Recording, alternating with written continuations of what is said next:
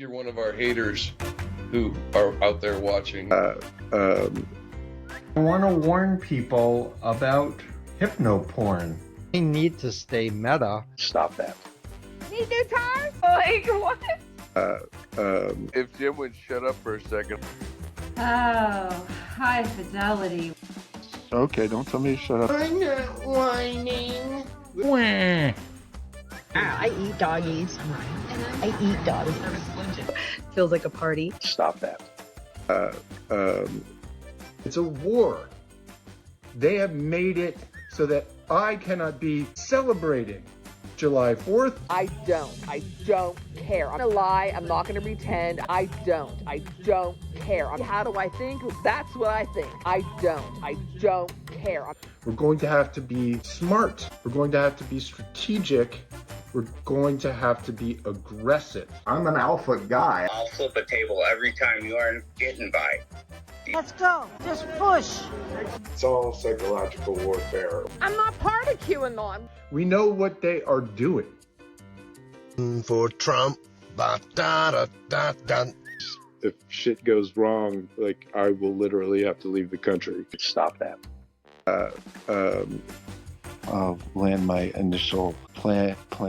Okay, hi-fi. This isn't the hi-fi show. Good night. Nighty-night. This is 6 Degrees of Stew. You don't need to stay meta, but I'm glad you're here. Hi, everybody, and welcome back to 6 Degrees of Stew. I'm your host, Shelby. I was going to do a different intro to this, but things have kind of changed in the Alex Jones world. And if you've been keeping up, you know that the Onion made a bid to buy Infowars, parent company Free Speech Systems, and there have also been some developments in that. So I'm going to just touch on that briefly. Then we'll go into the Tucker Carlson event I attended and the coverage of that. I'm going to briefly touch on this, and it's an article by Elizabeth Williamson and her colleague Benjamin Mullen of the New York Times. If you don't know who Elizabeth Williamson is, she is an author who wrote Sandy Hook, An American Tragedy. I really recommend buying the book and reading it or getting it at your local library. It is a very poignant and moving book. It talks about the families, things they went through, the tragedy that day, and the conspiracy theories and everything leading up to today. And she still follows the case as it is progressed. So yes, I do recommend getting that. So they began talking about the announcement last week that The Onion, a satirical outlet based in Chicago, won an auction to acquire the conspiracy site Infowars out of bankruptcy. The deal seemed done. Infowars went offline. Memes of an apocalyptic Alex Jones, its founder, sped across social media, and Ben Collins, chief executive of The Onion's parent company, pronounced the coup hilarious. No one is laughing now. The sales process has been drawn out by an unexpected twist in the bankruptcy proceedings, when a bidder affiliated with Mr. Jones raised an 11th hour objection to the deal. Since then, a flurry of court filings have put a spotlight on the final act of the bankruptcy proceedings, which have proved to be just as chaotic as those preceding them. The auction's only other bidder, First United American Companies, which is associated with one of Mr. Jones's online stores, is contesting the sale to the Onion's parent company. The outcome of that effort will become clear after a hearing on Monday set by Judge Christopher Lopez in a federal bankruptcy court in Houston to review the bidding process. So hopefully everything goes well for the families and the Onion's bid continues to go through as they did win the bid. That's the ultimate best outcome, I think, for the families and what most of the public is looking forward to. So now we will continue in with the episode, and here we go. Before I begin the segment on Alex Jones, I want to talk about Sandy Hook, Lenny Posner, his son Noah, the victims of the shooting, and the HONR Network. On December 14th, 2012, a mass shooting occurred at the Sandy Hook Elementary School in Newtown, Connecticut. The perpetrator, 20-year-old Adam Lanza, shot and killed 26 people. 20 of the victims were children between the ages of 6 and 7, and the other 6 were adult staff members. Earlier that day, before driving to school, Lanza also fatally shot his mother at their Newtown home. The incident is the deadliest mass shooting in Connecticut history and the deadliest at an elementary school in U.S. history. As the youngest victim, Noah's photo was frequently used by the media when reporting on the aftermath. Stories on conspiracy theorist websites such as Infowars began claiming that Noah either never existed, or that he was an actor, he was alive and well, or that he was participating in other false flag incidents. Because of the news coverage and the use of Noah's picture globally, conspiracy theorists began focusing on the Posner family and defacing pictures of Noah that the family had placed on an online memorial page. Some of the harassment was incited by Infowars host Alex Jones. 7 weeks after the shooting, Lenny Posner emailed Jones and asked, quote, "Haven't we had our share of pain and suffering? All of these accusations of government involvement, false flag terror, New World Order, etc. I feel that your type of show created these hateful people and they need to be reeled in." Infowars staff denied that Jones was participating in what Posner had called, quote, hoax theory. In response, Jones told his audience of over 12 million viewers to rise up and, quote, find out the truth. By 2014, Lenny Posner had spent more than a year flagging content and appealing to social media platforms to remove thousands of defaced pictures of his son and Posner's own private information, as well as reporting instances of harassment and death threats. Posner was contacted by other victims of online harassment who were in similar situations and needed advice. He was also contacted by people interested in furthering his efforts, and Posner organized volunteers to report posts and pictures en masse. He named the group the HONR Network. The HONR Network's initial aims were to protect survivors and families of victims of mass casualty events, like Sandy Hook, who were being harassed, defamed, tormented, threatened, and intimidated online by hoaxers and hate groups. By using a multitude of methods of reporting harassed content, HONR has become effective at removing online hate.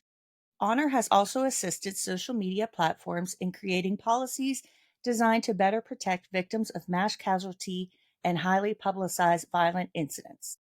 HONR's mission has further expanded to assist all victims of online hate and harassment, regardless of the source and motivations. The organization also works to provide education about online rights and responsibilities and assists social media platforms to craft impactful policy to make the internet a safer place. In 2017, it was reported that HONR Network had 300 volunteers working to remove defamatory and harassing content from the internet. All states have anti-harassment laws, but not all states extend the laws to online harassment. HONR volunteers report harassment, including posts with unauthorized photos, to social media platforms and online service providers, often citing invasion of privacy, bullying, hate speech, and copyright infringement. While most other major platforms have responded to requests for greater protection for survivors and the families of victims of mass casualty and high-profile violence, Twitter has continued to reject or ignore Posner's and the HONR Network's appeals. The HONR Network is an organization that I believe in deeply. It is one of the 3 organizations I donate to monthly from Into the Stooniverse. I also know Mr. Posner personally from talking to him online. He's an incredible man, does some incredible work, and I've done some volunteer work for the HONR Network. It's an incredible organization. And if you'd like to learn more, you can visit HONRNetwork.org. Again, that's HONRNetwork.org, and I will link that below. And I will also put that in my sourcing so that you can learn more information. And it's always on my Into the Stooniverse account. And now we can proceed to listen to Alex Jones's part of the Tucker Carlson event. I want to bring out our next guest.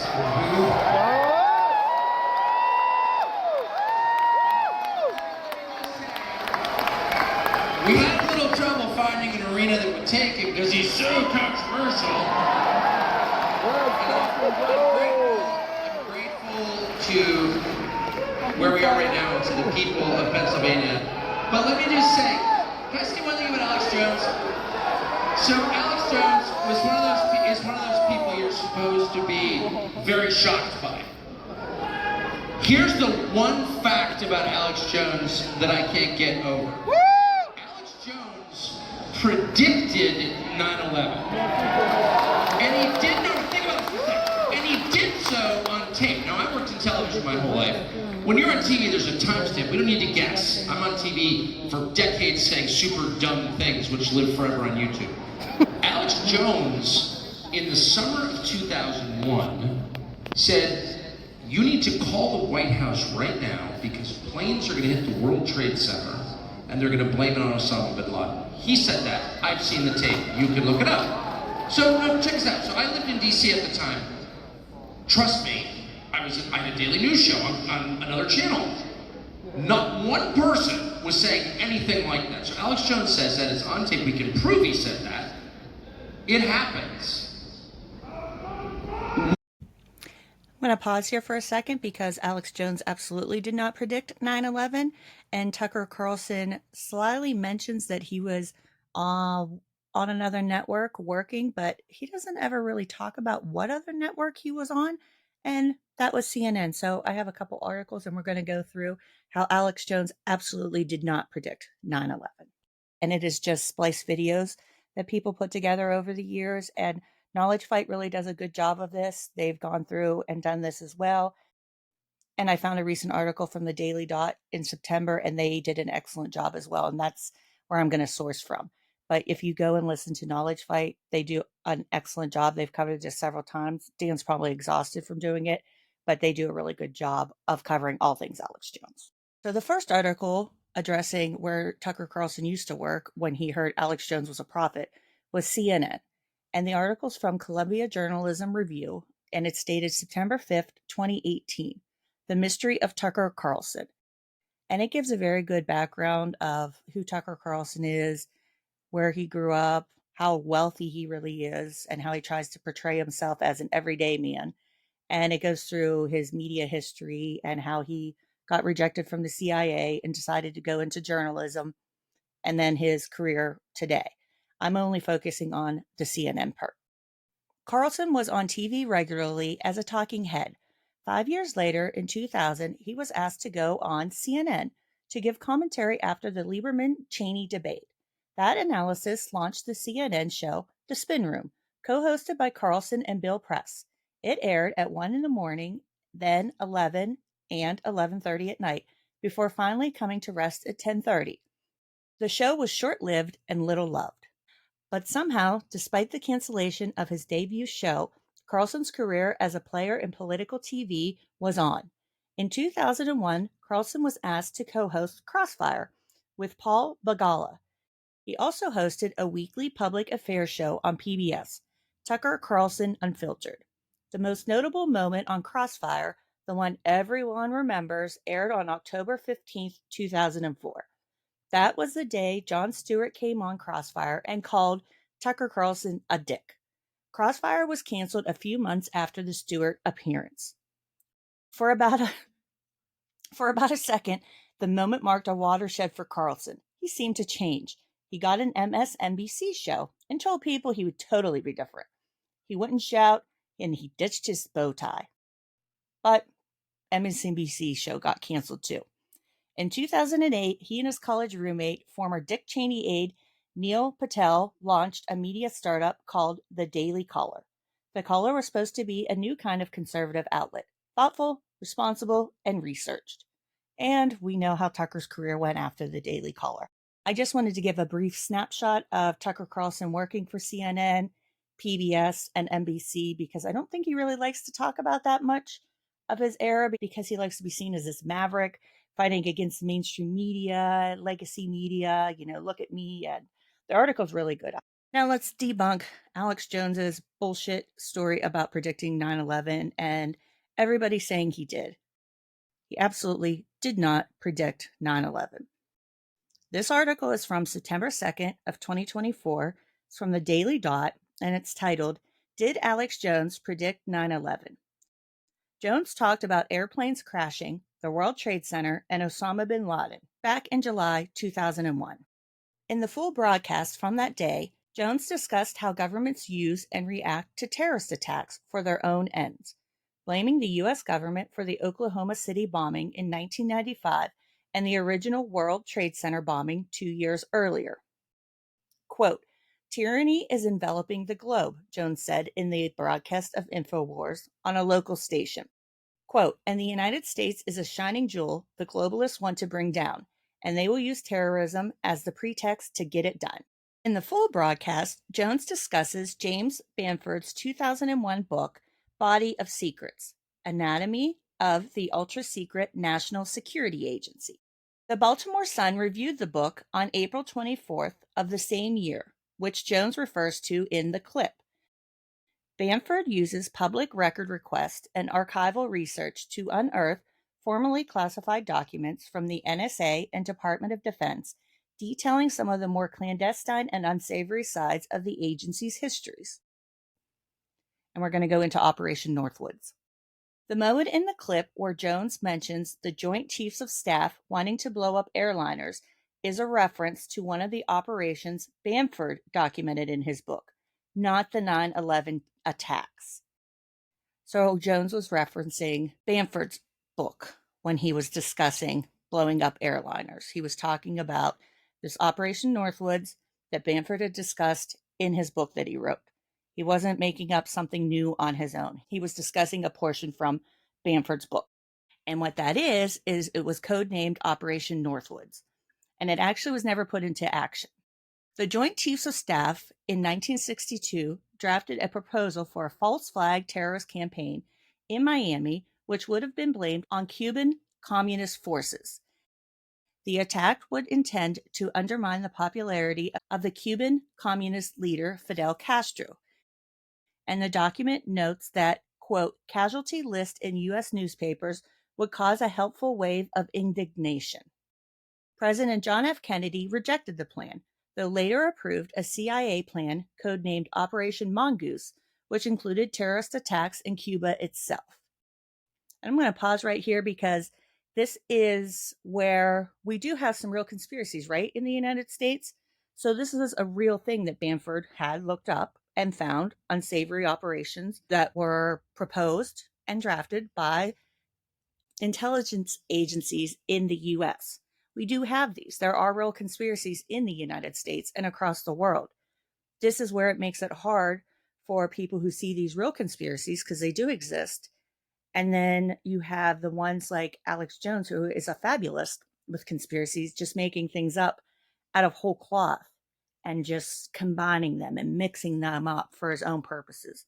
Yes, there are real conspiracy theories such as this, but it doesn't mean everything is a conspiracy theory. So let's proceed.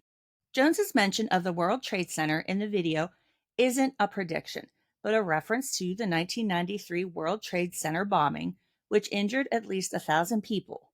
Bin Laden was never implicated in that attack, but was the frequent subject of the U.S. media reports for his role in terrorist attacks outside of the United States throughout the 1990s.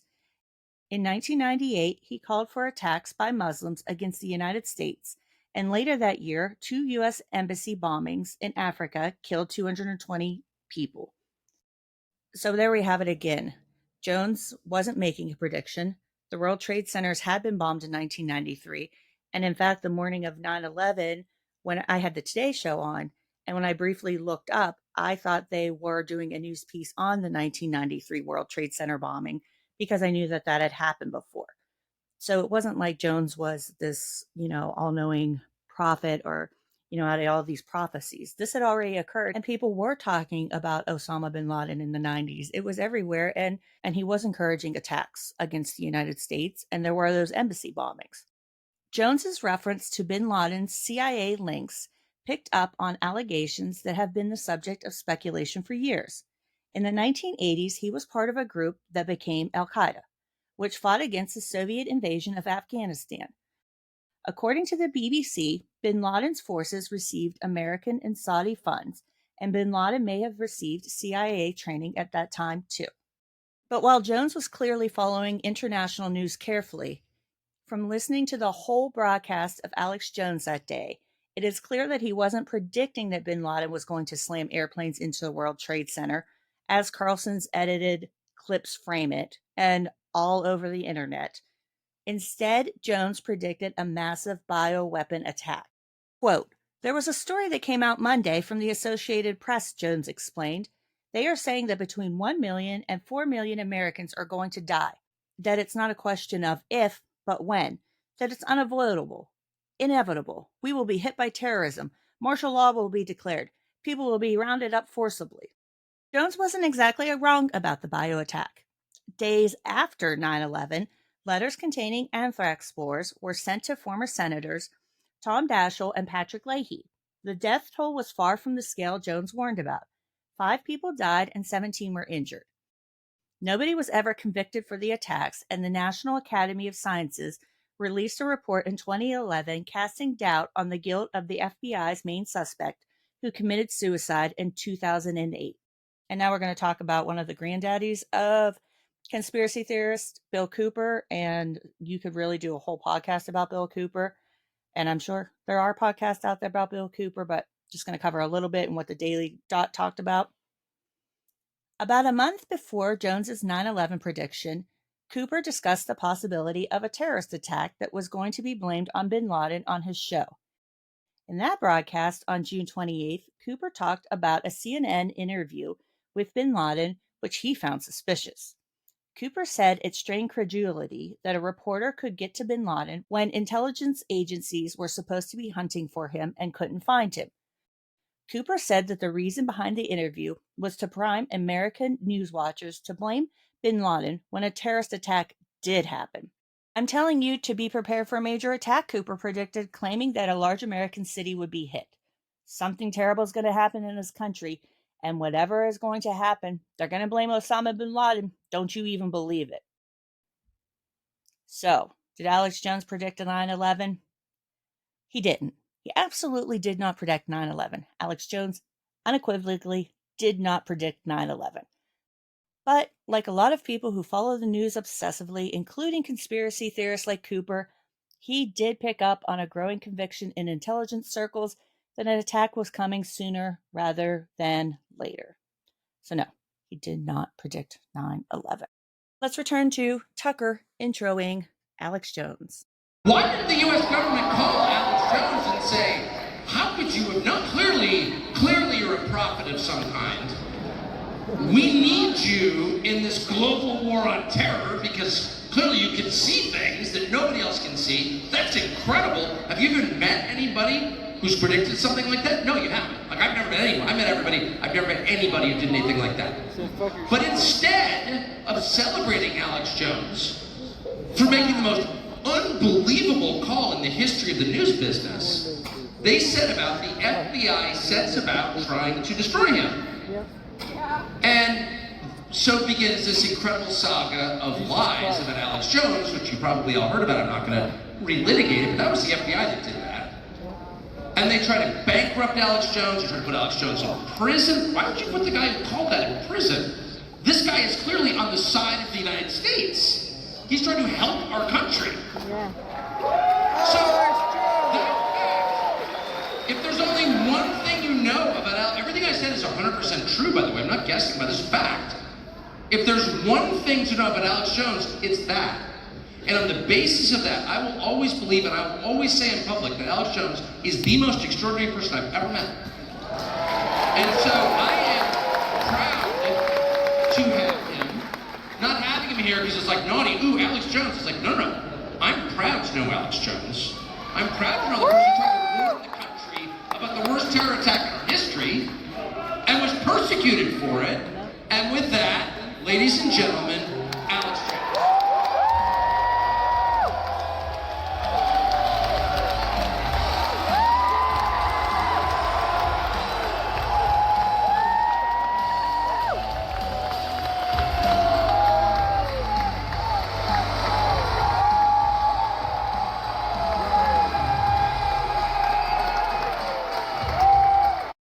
Talk about Alex Jones being persecuted, the FBI wanting to take him down, people wanting to arrest him. Tucker is tap dancing around this, and he knows it. He knows exactly why Alex Jones is in trouble, and I'm going to briefly touch on that, and I did at the beginning. This article is from The Independent, and it's dated November 28th, 2023, And the title of it is Alex Jones owes the family of Sandy Hook victims $1.5 billion. He claims he can't pay it.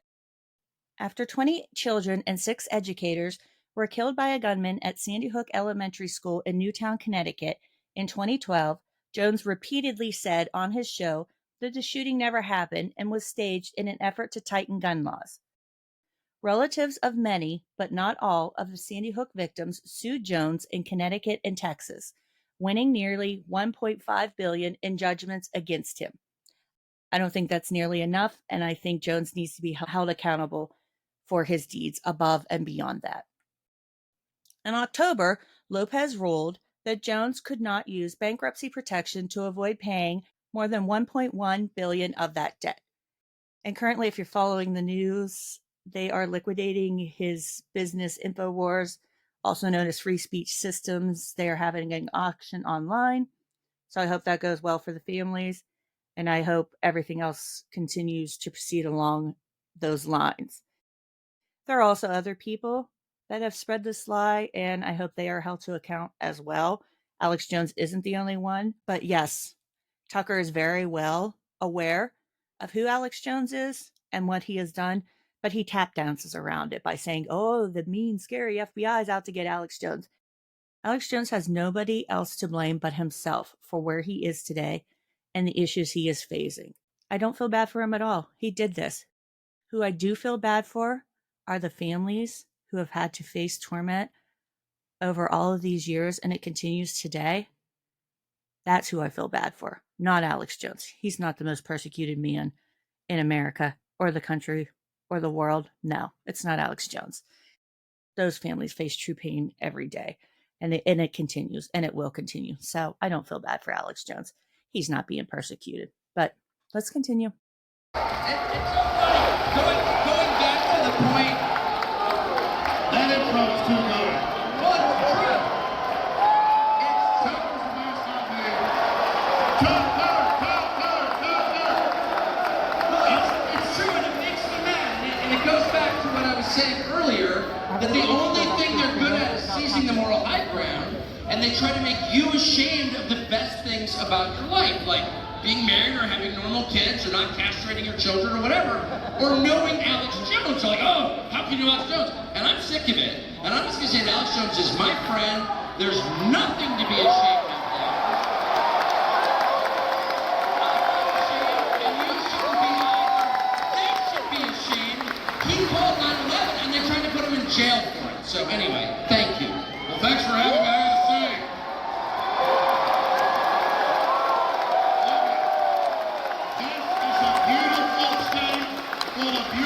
People, and when we get President Trump elected, all of us together are going to lift the curse off of this country, and we're going to send the globalists to prison.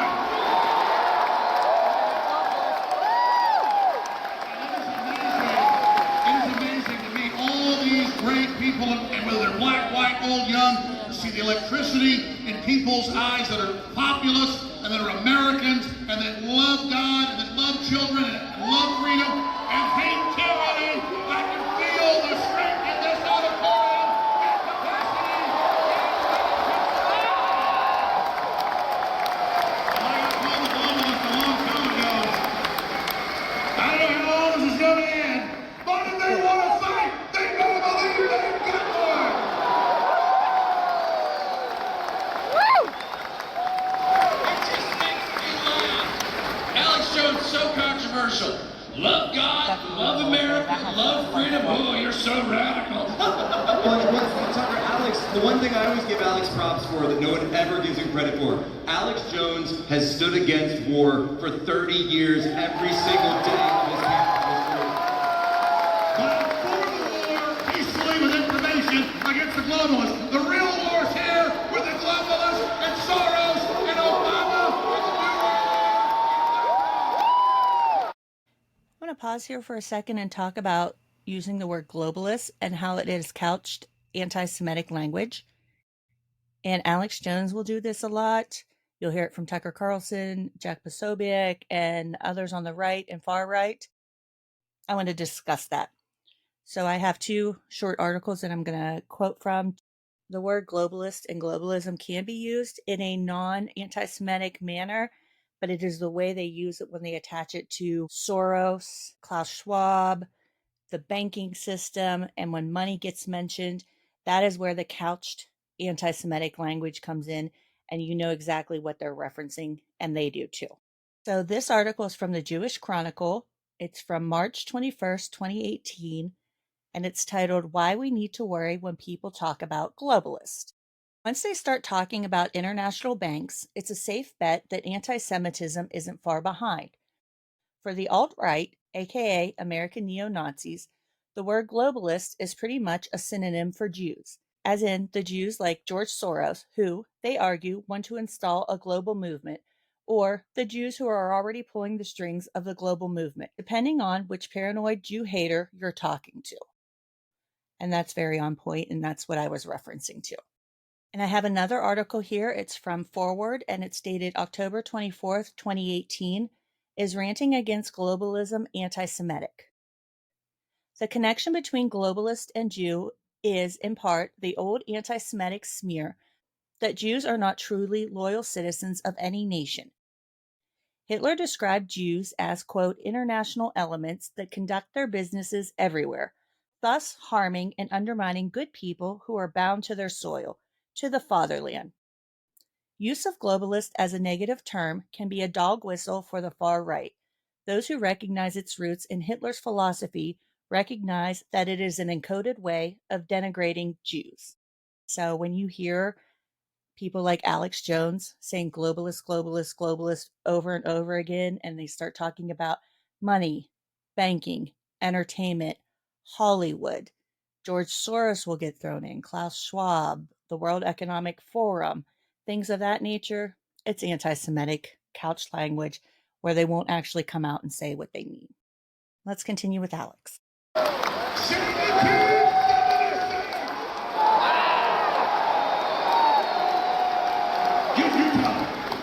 The answer to 1984 is 1776! 1776! We're only about an hour away from where they did the real 1776. That's right, exactly.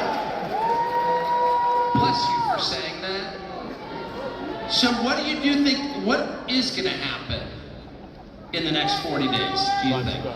Well, we all know that history repeats and rhymes. And so, just like the kickoff of this country on July 4th, 1776, started an hour away from here, and that's why coming right back, history repeats, the key battleground stayed again. The second battle to save the Republic, the first battle was launched to form the Republic, is happening right here in Pennsylvania. And I interviewed you today, amazing interview, quick interview with Rachel together, in between your busy schedule, and you said, look, I feel confidence in my gut, intellectually, every level. Even if they steal this, it doesn't matter, because the process of awakening is here, and nothing is going to turn that around. So we have the initiative, we turn the tide, and whether it takes 6 months or 20 years, we're going to evict the globalists out of this country, and we're going to restore the Republic.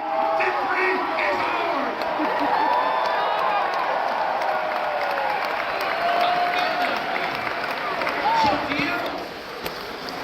Do you feel that the hope that in the end there's victory? Do you really feel that? Barring the globalists starting a nuclear war, but then they'll still get beaten in that process. Those of us survive will take them out of their holes. Their bunkers will be their tombs. But other than them trying to start World War III, other than end of the world stuff, our trajectory is victory. All over the world, populists are winning. All over the world, the incumbents are getting thrown out. All over the world, I mean, you go to a comment on Instagram where they even try to censor.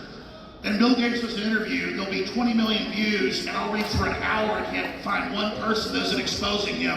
Klaus Schwab had to step down as the head of the WF. The globalists are hated. They just had their big Davos meeting earlier this year about getting trust back. And I watched the Clinton Foundation with Chelsea up there at her gala going, everyone hates us now more than ever. What do we do? We've got to censor them more, and Hillary crawls out from under a rock. We'll start arresting Americans for their speech. That'll teach them. I'll get you and your little dog too. Klaus Schwab, in fact, did not have to step down, and I found an article about that too, stepping in to fact check Alex Jones with my stackies I have here. Actually, I don't have stackies. I don't believe in wasting as much paper as Alex does and killing trees off, but I do have my digital stackies. And this is from CNBC, and the article is dated May 21st, 2024. And the title is World Economic Forum Leader Klaus Schwab to Step Back from Executive Role. The World Economic Forum confirmed Tuesday that founder Klaus Schwab is moving away from the day-to-day management of the organization after more than 50 years at the helm. The forum said that the move is part of a multi-year strategy to change its management structure, shifting governance to a president and managing board. Boris Brendy is currently the president of the WEF. The nonprofit think tank confirmed that Schwab would transition to a role as chairman of the board of trustees. It added that the board would be organized around 4 strategic committees to further reinforce the impact of our work. The WEF said the change in leadership would be completed before the next Davos gathering in January 2025. It has since faced criticism, however, for failing to represent diverse voices and make progress on global issues, such as climate change and wealth inequality. In its statement Tuesday, the WEF said the structural changes, quote, underscore our institutional continuity in providing an independent and impartial platform to address the complex challenges of an interconnected world. I just want to say quickly, I think the WEF is ridiculous. I think it's just a place for people to get together to hobnob. Rich people, they put a bunch of money in just so they can say they were there, dress up, hang out. Yeah, I don't have any conspiracy theories about it like Alex. I just think it's a waste of money and a chance for a bunch of rich people to get together, take some photos, and say they were there. Anyways, Klaus Schwab was not forced to step down, Alex. Let's return.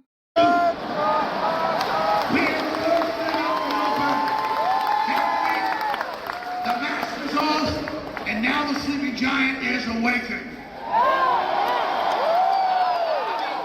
True, isn't it?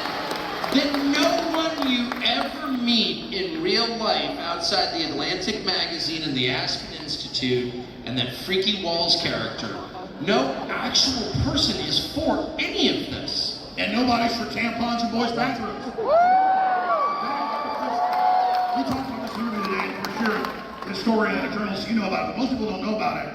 Of course this is all deliberate. The CIA in the 50s, 60s, 70s, and 80s funded Ms. Magazine, Gloria Steinem, Planned Parenthood, the whole thing is it's run by the globalists against our country. It's the 47th National Security Act. Sorry about that. I forgot that they screamed out that language, but again, that displays who the audience was behind us. These people love Tucker, they love Alex Jones, they love Jack Posobiec, and they love Trump. And they said that we're going to have ugly architecture, ugly art, ugly music. We're going to degrade the family. We're going to undermine the symbol of men being strong in the home. This is all declassified.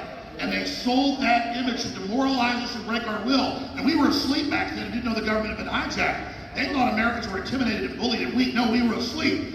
Now they try to debilitate us. Now they try to demoralize us. Now they try to break our will. And we're conscious of it. And we're like, that's not breaking our will. That's waking us up. I didn't grow up around religious people at all. I didn't go to the church my grandmother went to at all. I've worked in the media my whole life in a big city up until 5 years ago. And in the last year, I know more people in my secular world who were mentioning God in conversation. And I don't know if you're having this experience.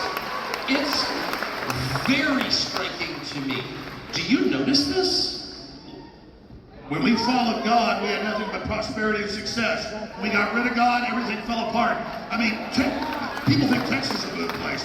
It's got the crime, the filth, the Satanism, the degeneracy, the pedophiles. Pennsylvania, gorgeous state, fell apart in 10 years. California, one of the most beautiful places in the world.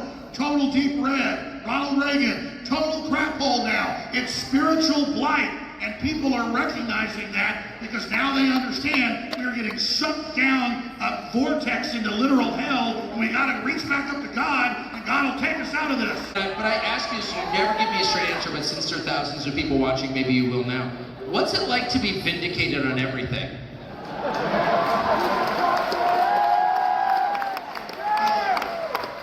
I mean, it's scary because I realize that with a lot of power, there's a lot of responsibility. It's Alex Jones fucking Spider-Man? And a lot of times with the media, I'll joke around satire-wise, and I'll see it at the cover of the New York Times.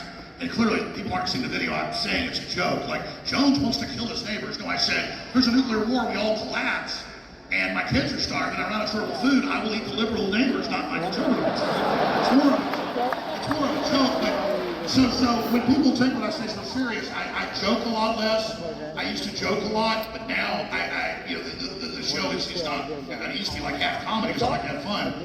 Let's talk about Jones wanting to eat his neighbors and the famous joke that everybody was making about this. I do have an article about this, and I have the full clip as well. This is from The Independent, and it is from May 1st, 2020.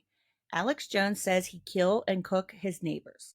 In a segment from his 28th April show, Mission Accomplished, Coronavirus Panic Triggers Global Collapse, the controversial radio show host said, quote, "You know what? I'm ready. My daughters aren't starving to death. I'll eat my neighbors." He then explains in graphic detail how he would go about doing so.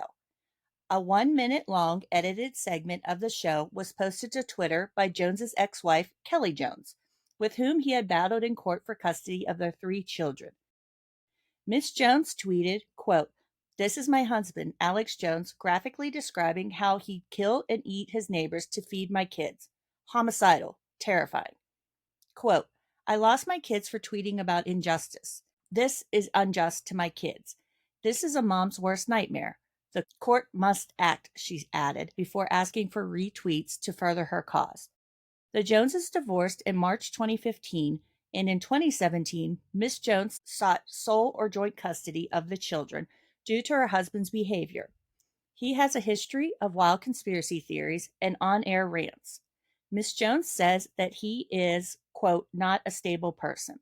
Mr. Jones's lawyer said at the time that Alex Jones is a performance artist. Quote, "He's playing a character."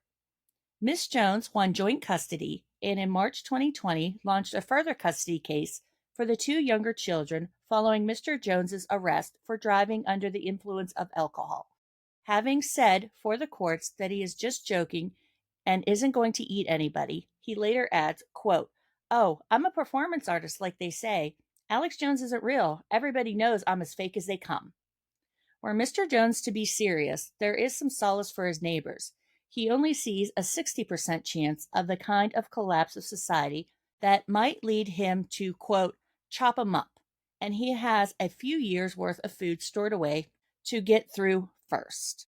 I do have to say, as a mother and a wife, I don't know what it would be like to be in that position, but if I had to see things like this all the time, and I know people like to laugh about this kind of commentary and say, oh, Alex Jones is just a joke and things of that nature, but I would be alarmed seeing his behavior over the years. And I know she used to be a producer on her show and did things with him in the beginning and helped launch the show.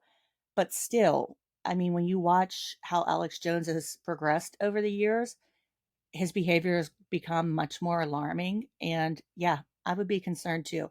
Let's continue. So I take it really serious now because I realize they twist everything. So it's a lot of responsibility, but I also wish I was making predictions with the proviso that if you call the White House and tell them about flight planes to World Trade Center and if they bring the police state and then invade the Muslim countries to bring them in here, not even go for radical Islam. If you do I was thinking if you call the White House and tell them don't do it, they may not do it. But of course, I have a big enough audience, people didn't believe me, so we couldn't stop them. So I make these predictions about probable futures because I can see all the evidence pointing towards it so that we can stop it. But now the good news with Elon and you and so many others that are fully awake and reaching a lot more than I ever did, folks are really waking up and their knowledge curve is going parabolic right now. So we're in the driver's seat, but that makes the globalists very dangerous and the empire's going to strike back. How? Well, they always love to pre-program it. So Koslov is a cyber attack will make COVID look like a minor inconvenience. Kind of a Russian accent of a German. Of course, you will eat Shabbats and you will love it. But these are real quotes.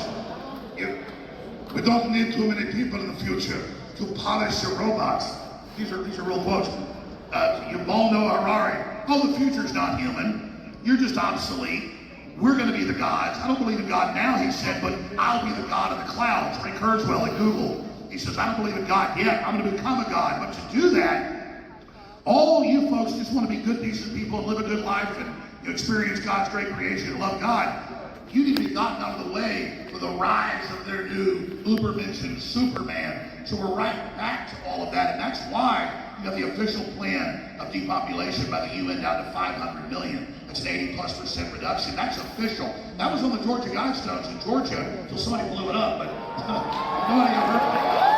So the agenda is your garbage. You're just a consumer. You're like weevils in the pantry eating their flour or something, and you just have to be gotten rid of because you don't fit into their beautiful, magic, wonderful plan. I was watching the Davos group. They have meetings all the time at their World Government Summit about a year ago when Elon came on via video link and he said, listen, people don't want your world government. It centralizes things. It's tyranny. People are rejecting you. We need diversity of countries and sovereignty of peoples, like firewalls in a building or bulkheads in a ship.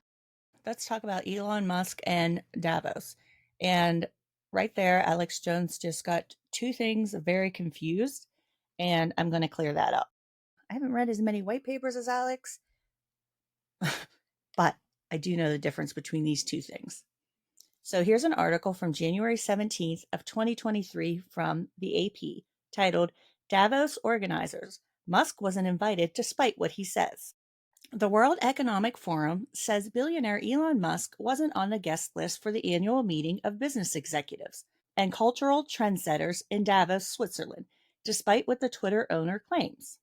Notables from European Union chief Ursula von der Leyen to actor Idris Elba are gathering in the ritzy Alpine town this week to talk about global issues ranging from war to climate change and technology's effect on security. Musk wasn't there, though he said he was invited. Forum spokesman Jan Zopf knocked that down Tuesday, saying the last time the Tesla CEO got an invitation was, quote, not this year and not recently. Last time in 2015. Musk said in a tweet December 22nd, quote, my reason for declining the Davos invitation was not because I thought they were engaged in a diabolical scheming, but because it sounded boring AF. That stands for as fuck, LOL. Elon Musk did speak at the 2023 World Government Summit in Dubai via video link. And what is the World Government Summit? The World Government Summit is a global, neutral, nonprofit organization based in Dubai, the United Arab Emirates. It convenes annually, bringing together leaders from government, academia, and the private sector to engage in discussions on futurism, technology innovation, and other pressing issues. Since its inception in 2013, the summit has served as a premier knowledge exchange hub, fostering conversations on future trends, challenges, and opportunities among government officials, policymakers, thought leaders, and industry experts. Featuring over 790 speakers from 150 countries and attracting more than 4,000 attendees, the summit is organized by the World Government Summit Organization, which is dedicated to shaping the future of governance through innovation and collaborative efforts. The World Government Summit was founded in 2013 by His Highness Sheikh Mohammed bin Rashid Al Maktoum. So yeah, they are completely two different organizations, Alex. Just thought I would put that out there and the fact check on that. Elon did not speak at Davos. He spoke at an organization that was funded by a sheikh, and it takes place in Dubai. I also have the video link for Elon's speech at the summit, which will be in my sourcing. I wasn't going to watch that, but because I did find it, I will post it in the sourcing. But some of the other meetings, they had these globals that are going, we're just doing something so beautiful, what we're bringing them. I don't know why they're opposing us and don't trust us. Well, because you just want to depopulate us because you're selfish, demonic pigs who love the raw power of destroying people, because America, for all its faults, was the best house in a bad neighborhood. And the whole world for 200 plus years, but really the last 100, aspired to come here, aspired to have our freedom. And the globalists can't have this country exist and have their horrible global technocracy, slave plantation, AI system in charge if there's a place that's still free and open compared to everywhere else. So we've got to be brought down and used to bring tyranny to the world while we're being destroyed and while we're paying for it. So the whole world turns against us and we collapse. And so the idea of America is discredited so that other people around the world don't ever try to go the path of our republic, which is diametrically opposed to their globalist, satanic death cult. And that's why they're attacking America. It's the spirit that is incompatible with their global slave state. You know, I would make fun of you, except every word is true. The thing that I can't get past is to put the destruction of other human beings as a goal that's not a human desire. Like, there might be people in your way and you're a bad person and you kill them, but the idea of desiring to kill huge numbers of people, like, that can only be supernatural, it feels like. And that's what the Bible tells us, is there's an outside force putting powerful people in positions to carry this out and keep humanity from reaching its potential destiny. And God gave us free will, and so there's the tester there. And so that is the mission and the existence of Satan, whether you believe that's a real thing, because I know it is, or an archetype, regardless, it's there. And if you read the robber barons 120 years ago and the social Darwinism that came out of it, they wrote books that said, when we do evil, bad things and kill people en masse, we are the apex predator. We're doing them a favor to make them stronger. So it's really just eugenics. But at the end of the day, you study the globalists, they're not just trying to kill the weak and the infirm and the low IQ, which you're not supposed to do as a human, made in the image of God. You're supposed to build up the weak. Christ said, suffer the little children, what you do to the least of me, you've done to me. Better for you to have a millstone tied around your neck from the ocean. But the globalists put fluoride in the water for everybody. They hate the smartest and the best and the freest because it competes with them. And so they're trying to stop their competition. Those people that love God and have free will, because we're much stronger and more powerful than them, but we don't seek power, and every moment they're thinking if we wake up and take back control of our destiny, it's over for them. So that's why they hit us with the 5G and the GMO and all the garbage and the glyphosates in their own documents, is to stun us and poison us so that they can dominate us, not because they're strong, but because they're weak.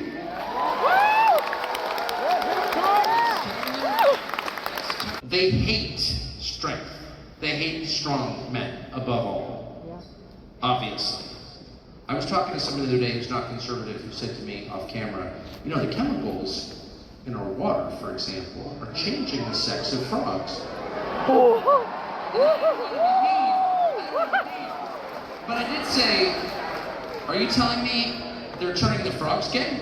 And this person didn't. Yeah, that's basically right. Everything you've said about the chemical poisoning of the human body is now just kind of accepted. Like, is it weird to see science catch up to you? Before Alex Jones starts cooking on his "they're turning the frogs freaking gay," let's talk about some facts. I have an article here, and I apologize before I get into the pronunciation of some of these scientific words. I'm going to do my best. It has been a long time since I've taken A&P in high school and college, so I'm going to try my very best. It comes from Environmental Science and Technology, Volume 42, Issue Number 10. Atrazine effects in xenopus aren't reproducible. New research suggests that the herbicide atrazine does not act as an endocrine disruptor in Xenopus laevius. The results mark the latest development in a fierce debate over the potential environmental and human health effects of this widely used herbicide and the data used to back opposing claims. The EPA's review. The paper from the researchers in Japan comes in the wake of an EPA SAP review, which concluded in October 2007 that atrazine at environmentally relevant concentrations does not adversely affect the gonadal development of X. laevius. The panel evaluated the results of two large funded studies that adhered to an experimental protocol recommended by SAP in 2003.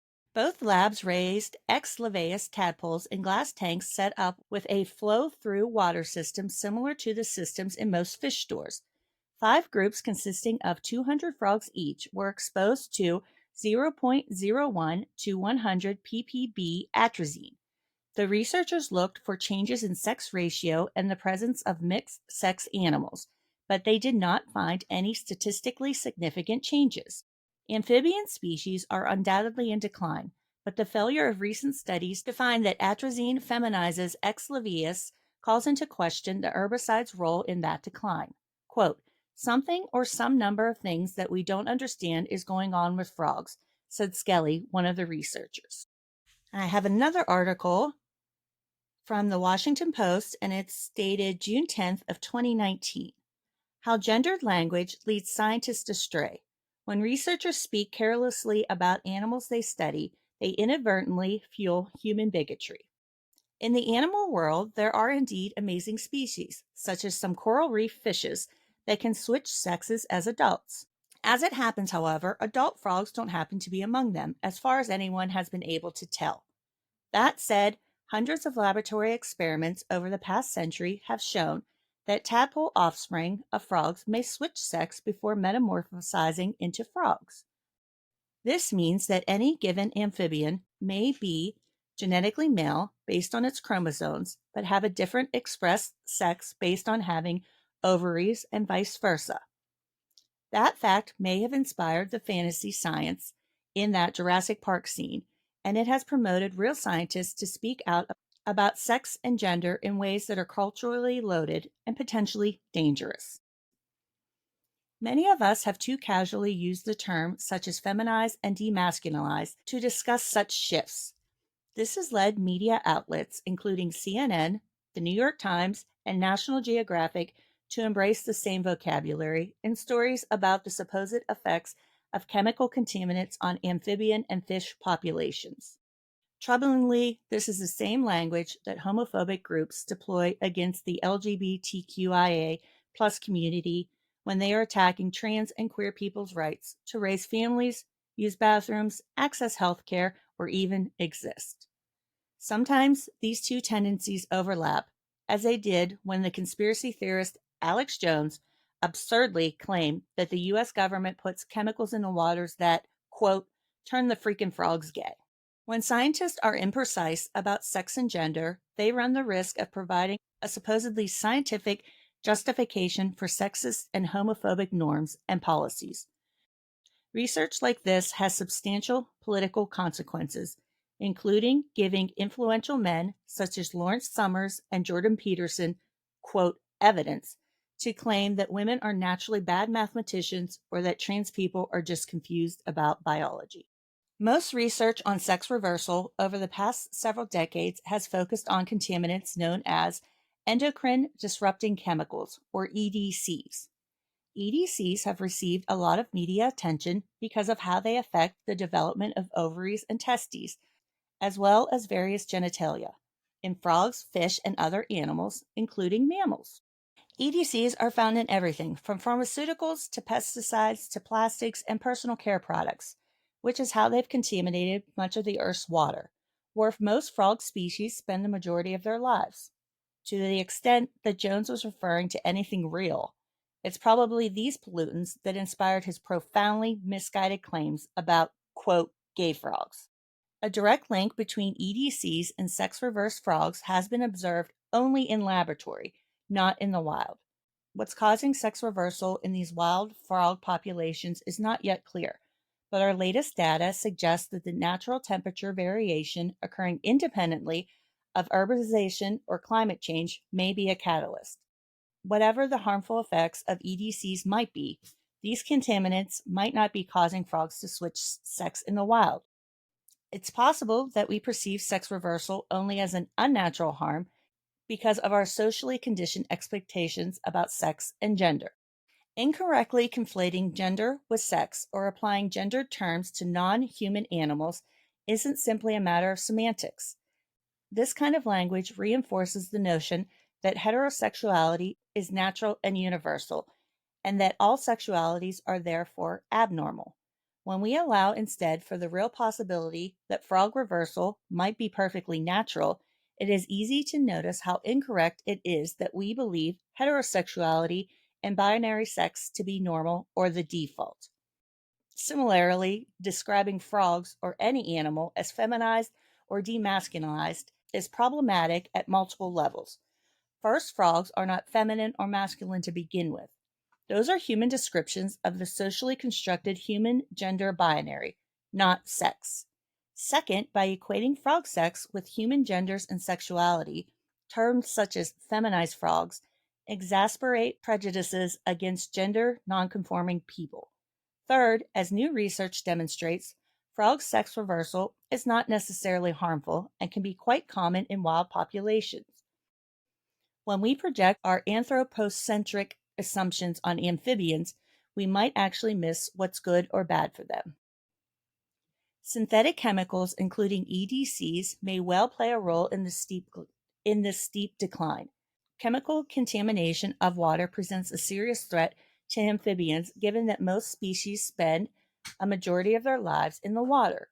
Such constant exposure to toxins definitely adversely affects the health, reproductive, or otherwise, of people and wild animals.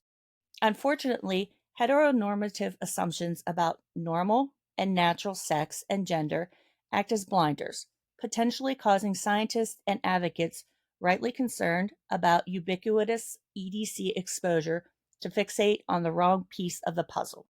EDCs and other synthetic chemicals may be generating more substantial harms than we have yet to grapple with, and sex reversal isn't necessarily one of them.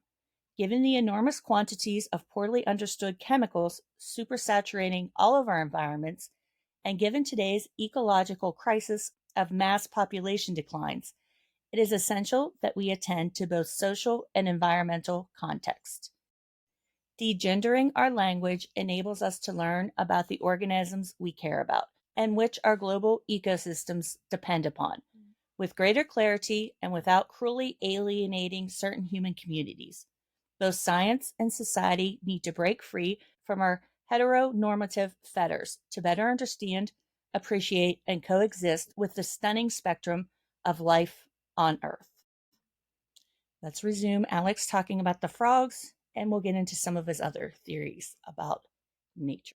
Well, I mean, look, what happened, and I knew what they were doing, this is like 15 years ago.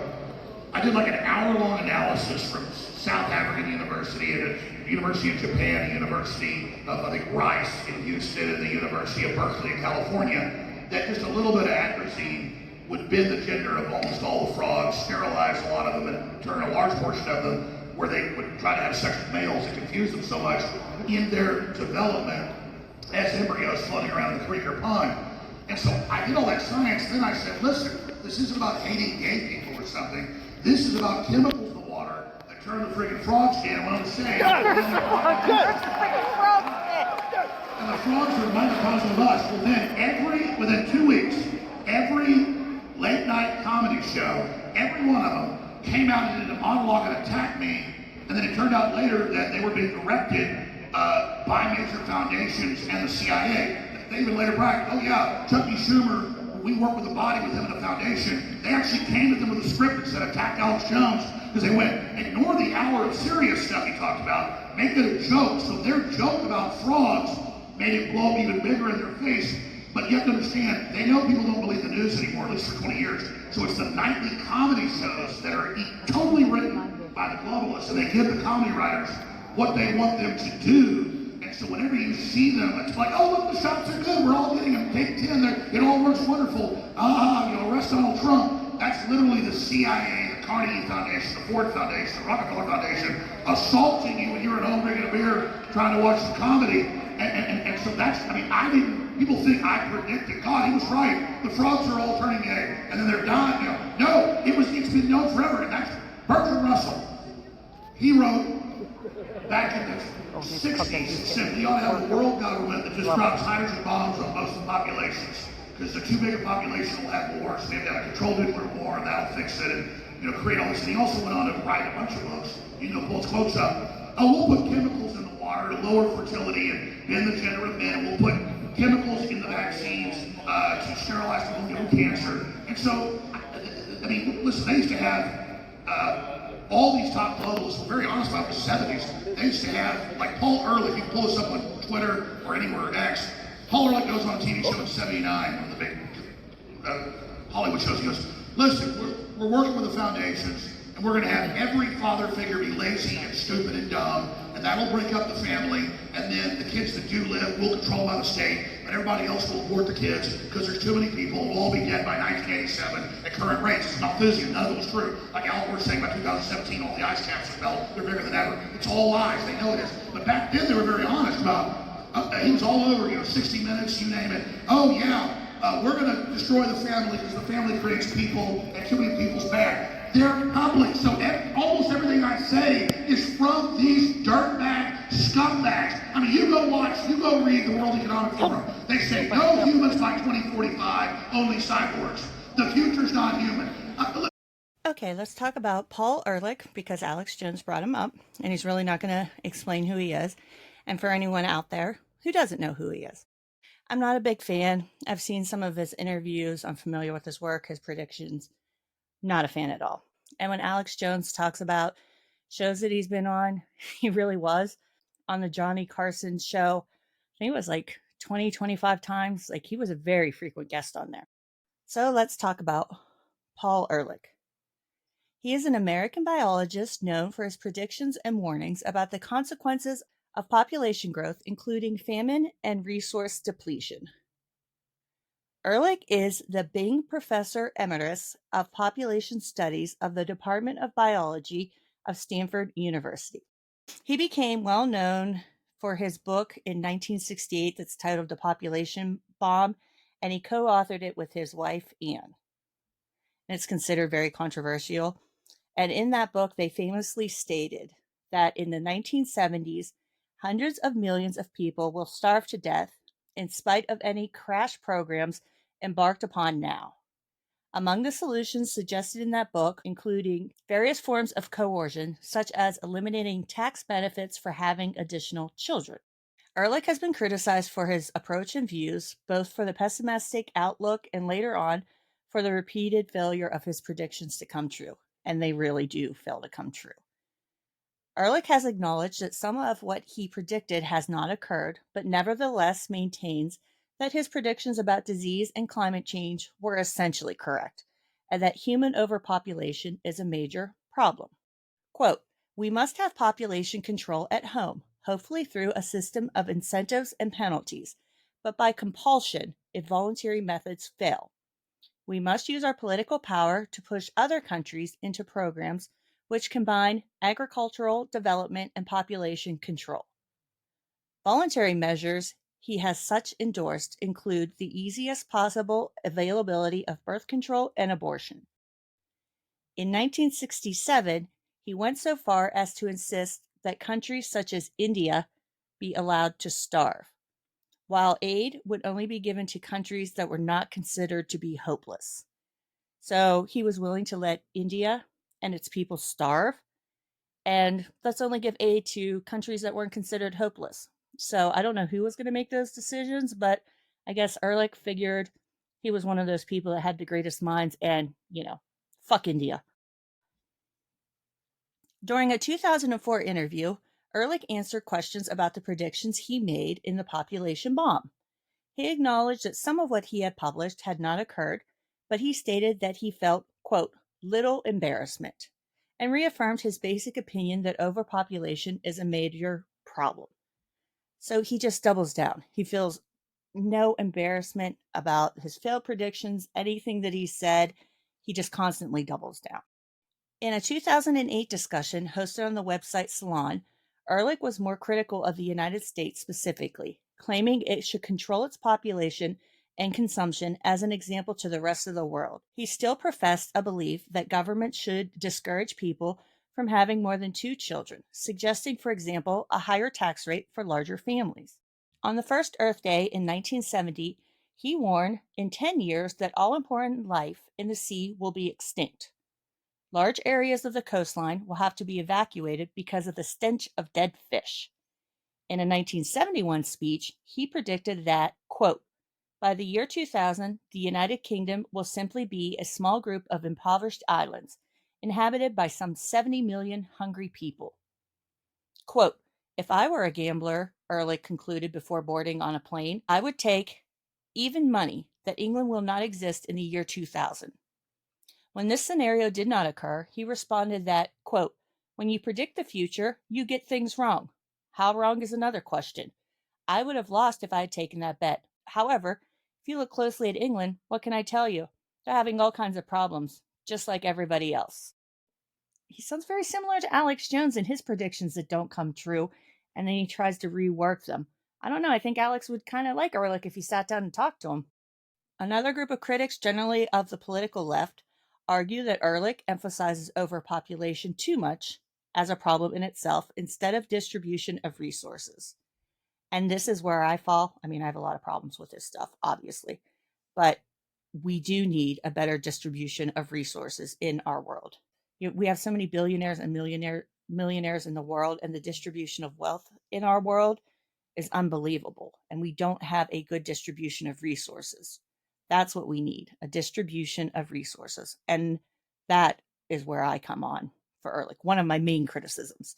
I mean, there are a lot, and I also feel people like him and other people that have spoken out make it easy to target those of us that do care about climate change and things going on in our world, because they make these outlandish predictions that don't come true, and then they can go and point and say, aha, well, Ehrlich said, like Alex Jones is doing right now, and things of that nature. So yeah, I think it's important to point out and be critical of them. Consistent with his concern about the impact of pollution, and in response to a doctoral dissertation by his student, Edward Goth III, Ehrlich wrote in 1977 that fluorides have been shown to concentrate in food chains, and evidence suggesting a potential for significant ecological effects in accumulating. Alex Jones, I found a friend for you. He doesn't like fluoride in the water. I don't know. I think you and Ehrlich should sit down, Alex. Let's go back. Listen, I remember reading in scientific publications when I was first getting on there 30 years ago, because there's almost no shows like mine then, so I was on a bunch of radio stations. Got a local station, figured out how to syndicate, all the syndicator, said, hey, can I get on? They put me on a bunch of stations. And boom, I'm reading, and then people are sending me stuff, so I have like MIT Quarterly coming to me saying, we've made the first humanized mice that are part mice, part human. We've made the first goats that are part spider that create body armor. We don't show the public these facilities, it would freak them out too much. That's 30 years ago. Now you hear about the humanized mice that are part human, or salmon that are part grasshopper that grow twice as fast and kill all the real normal salmon. And just folks, talking about aliens and absolutely stuff going on. Now, I do have to admit, this is one of my favorite parts of Alex Jones, is when he talks about chimeras. It honestly is. And when he went into this, I can't lie and say I wasn't excited, because this is the one part of Alex Jones I do enjoy, because he gets it so mixed up and he gets so excited when he talks about it. I'm going to talk about the facts about chimeras. And first I'm going to go about how they do naturally just occur in nature. We have chimeras. They are a natural occurring thing in nature. And a genetic chimera, or just a regular chimera, is a single organism composed of cells with more than one distinct genotype. So like animal chimeras can be produced by the merger of two or more embryos. And then, we have animal chimeras and we have plant chimeras. Normally for like genetic chimerism, you're not going to see it with the naked eye. It's not something that you can see it on like casual inspection. But it can be detected whenever you're doing like DNA detecting in the course of trying to provide parentage and find out, your genetic codes. Another way people might not think about chimerism is that it can occur in animals through organ transplants. Like they give an example of giving individual tissues developed from a different genome. Like, for example, let's say you get a transplant of bone marrow, and they have to determine that from a person's blood type. That is considered chimerism because of what is occurring during that. One of the most interesting ones, and I'm just going to talk about a few before I get into some articles that I have, is symbiotic chimerism in anglerfish. And this I found fascinating because I had never read about this before, but it occurs naturally in anglerfish and is in fact a natural and essential part of their life cycle. Once the male reaches adulthood, it begins to search for a female, and it uses its smell receptors and it'll search until it locates a female anglerfish. And then the male, it's less than an inch long. It bites into her skin and releases an enzyme that digests the skin of both his mouth and her body. And then it fuses the pair down to the blood vessel level. And then while this attachment has become necessary for the male's survival, it eventually consumes him, as both the anglerfish fuse into a single hermaphroditic individual.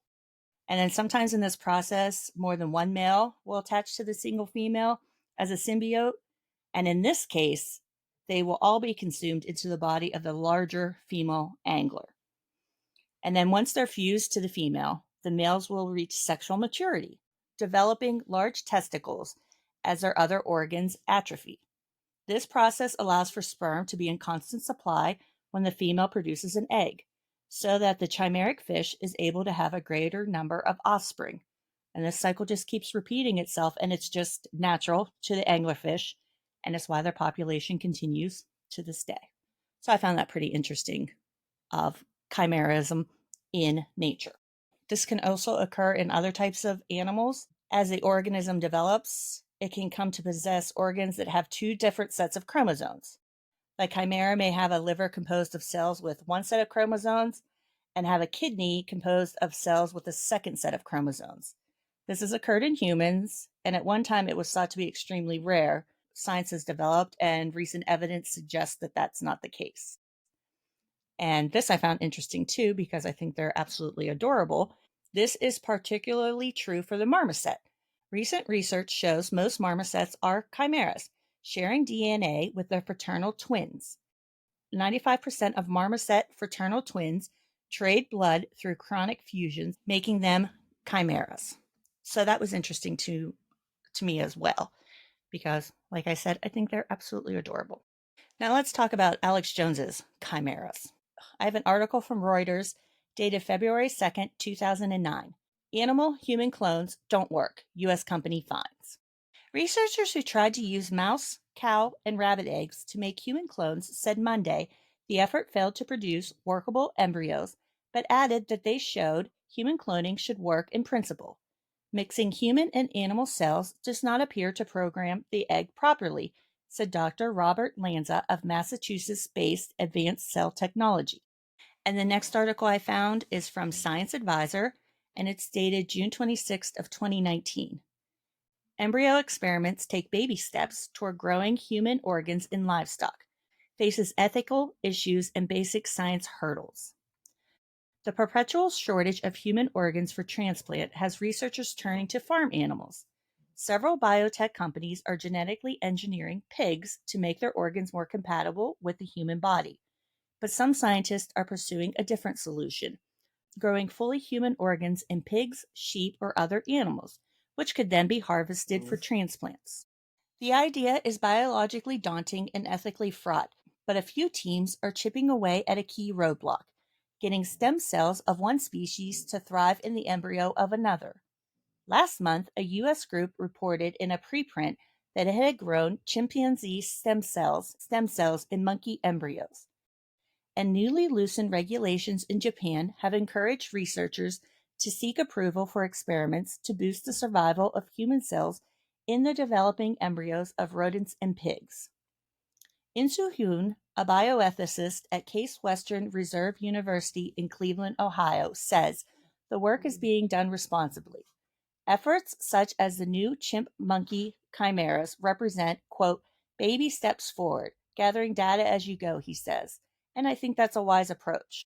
Wu, who is now at the University of Texas Southwestern Medical Center in Dallas, has since explored how human cells interact in a lab dish with stem cells from non-human primates, rats, mice, sheep, and cows. He's found what he calls a very exciting phenomenon, a competition between cells of different species. Pitted against cells of distantly related animals, human cells tend to die off, and a team is now trying to understand the mechanism. Quote, I think we're almost there, Wu says. To avoid raising ethical concerns, the team decided not to use human iPS cells.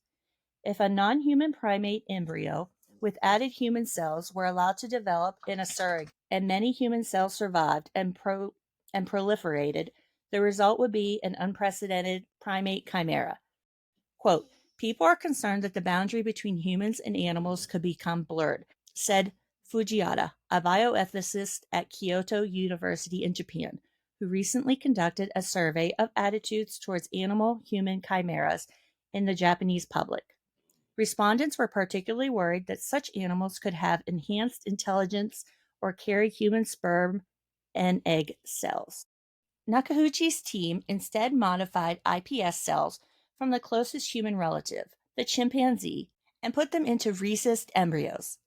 They found that compared with the unmodified chimpanzee iPS cells, the cells with the survival-promoting gene were more likely to persist in the 2 days after which they were inserted into a 5-day-old monkey embryo. It's hard to keep a monkey embryo alive in a dish for much longer than a week, Nakauchi says, but his team plans to grow its chimeras further by implanting them in female rhesus monkeys in the near future. Such work faces hurdles in the United States. There is no outright ban, but in 2015, the U.S. National Institute of Health in Bethesda, Maryland, froze its review of grant applications for research that involves putting human stem cells, whether iPS cells or cells from human embryos, into early embryos of non-human vertebrates. After protests from some researchers, the agency in 2016 proposed lifting the broad prohibition while keeping a funding ban on specific chimera experiments, including inserting human stem cells into early non-human primate embryos and breeding chimeric animals that may have human egg or sperm cells. The proposal is, quote, still under consideration, according to an NIH spokesperson. Because of the slow pace of chimera research, even some of its proponents predict that the xenotransplantation, the use of non-human tissue, such as modified pig organs for transplants, will beat their approach to the clinic. Xenotransplantation is close to prime time now, Wu says, and we're lagging behind. But the possibility of creating organs that are a much better match for their human recipients keeps his lab and others poring over stem cells and embryos, hoping to narrow the species divide. Let's hear Alex talk chimeras. The globalists are making aliens by mixing humans and other animals and insects and plants, and then they put them, they gestate them and use cow uteruses to grow them. This is going on everywhere. So it's like a breakaway whole civilization that's separate from us. The globalists have life extension technologies and cures to cancer and Parkinson's, but instead of giving us all the cures, they keep that for themselves, and they're just getting ready to wipe all us out, so we don't even have access to that, whether you think of it as moral or not. But they even had, people didn't believe me when I talked about it when I was reading the documents, because we weren't on TV then. I'm reading this on air, people thinking they weren't all getting MIT quarterly. Then MIT, about 7 years ago, look this up. Humanoid hybrid chimeras are gestating at facilities across the United States. And it goes on to say, part pig, part human, part cow, part human, so that they won't be rejected by the cows that are growing them. They then harvest the organs, they harvest the stem cells, and they've got facilities now with thousands of cows per facility with humanoids growing in them. And this is in the literature, and they don't like me because I go, here's the literature, but they won't let you on the basis. And let me tell you, with the spider goats 25 years ago, I call up one of the places in New York where they've got spider, goats that are part spider, okay? And their milk makes body armor. And I get the head guy, a private contractor in the Pentagon, he's happy. Like, he comes on, 2 days later he calls back, he goes, the Pentagon's really mad. They didn't tell me it was classified. They're gonna kill me if you don't take down that interview, okay? So you're hearing all this, look up spider goats, 30-year-old stuff, okay? This is another favorite ones of mine from Alex Jones. Spider goats. Now, the science behind this is amazing, but Alex Jones absolutely messes up everything about spider goats, and it is fascinating. And you'll hear the way they talk about it, but I'm going to read some articles about the actual science in spider goats, and I encourage you to go look up the science and technology behind it because it's fascinating. So this article is from The Guardian, and it's dated January 14th of 2012. Synthetic Biology and the Rise of the Spider Goats. And the name of this goat in this article is Freckles, which is adorable. Freckles is the result of genetic engineering, But our mastery of manipulating DNA has evolved into an even more extreme form of tinkering, broadly called synthetic biology. And the author of this article goes on to say, I've been tracking this emerging field since finishing my PhD in genetics 10 years ago, but intensely in the last year as a presenter for the BBC's flagship science strand, Horizon. Quote, we're interested in dragline silk, the silk that spiders catch themselves with when they fall, he tells me in his Midwest lilt. It's stronger than Kevlar. It really has some amazing properties for any kind of fiber. He and his team took the gene that encodes dragline silk from an orb weaver spider and placed it among the DNA that prompts milk production in the udders. This genetic circuit was then inserted into an egg and implanted into a mother goat. Now when Freckles lactates, her milk is full of spider silk protein. We milk Freckles together and process it in the lab to leave us only the silk proteins. With a glass rod, we delicately lift out a single fiber of what is very obviously spider silk and spool it onto a reel. It has amazing and desirable properties, which is why Randy's seemingly bizarre research is so robustly funded. Quote, in the medical field, we already know that we can produce spider silk that's good enough to be used in ligament repair, he tells me. We already know that we can make it strong enough as an elastic. We've done some studies that show that you can put it in the body and you don't get inflammation and get ill. We hope that within a couple years that we are going to be testing to see exactly the best designs and the best materials we can make from it. So it says right there, the author helps milk Freckles together. They go to the lab and process it. That leaves only the silk proteins. And then they have to use a glass rod to delicately lift out one single fiber of what is obviously spider silk. So the goat doesn't have all of these spider silks coming out of its milk. They had to actually go to the lab to process it. Now the next article is from phys.org, dated May 31st, 2010, titled, Scientists Breed Goats That Produce Spider Silk.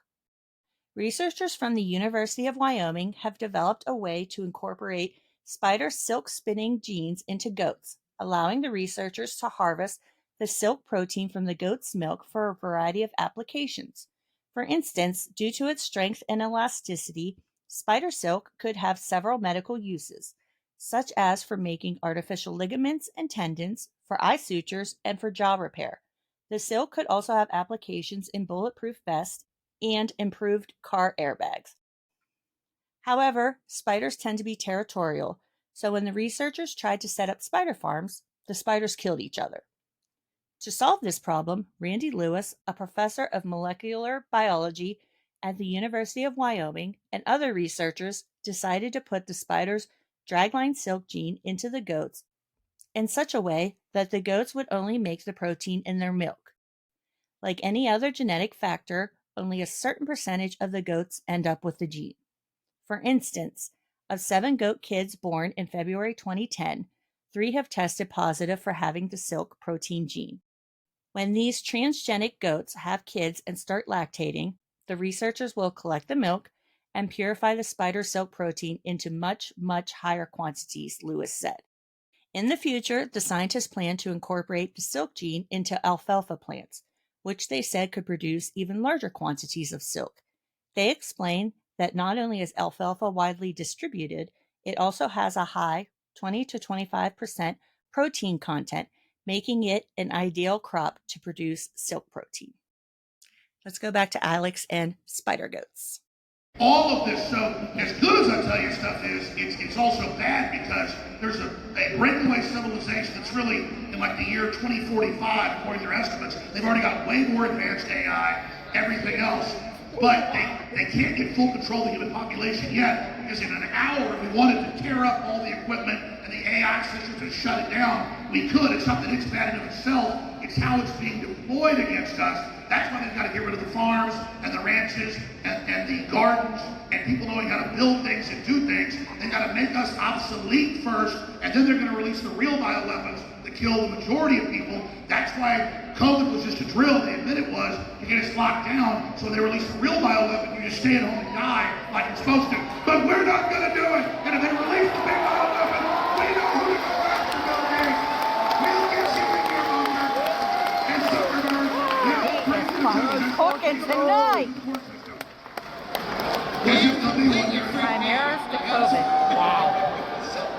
Well, hey, people always want the crazy stuff I said before the day I'm there. Everything I just told you is not even hidden. You're gonna be like, what? You've been clones for 30 years, splicing animals? And they're splicing humans with fish, with lizards, everything else. Well, so that's why it freaks me out, because I know you're telling the truth. I'm still stuck on the spider. We've been drinking spider milk. No, they've got goats that are only like. Al Gore used to talk about that. He would say we have the orb spiders. Yeah, look up spider goats. They've got goats declassified for 30 years in Tennessee, New York, all over, for classified body armor. No, it's real. That the milk creates the spider web filaments, and it's like literally like Spider-Man, and then you can have like a 1/4-inch body armor of it, and high caliber rounds just bounce off. Why doesn't anyone try to stop it? Well, you know this better than you. You grew up in DC, been around it.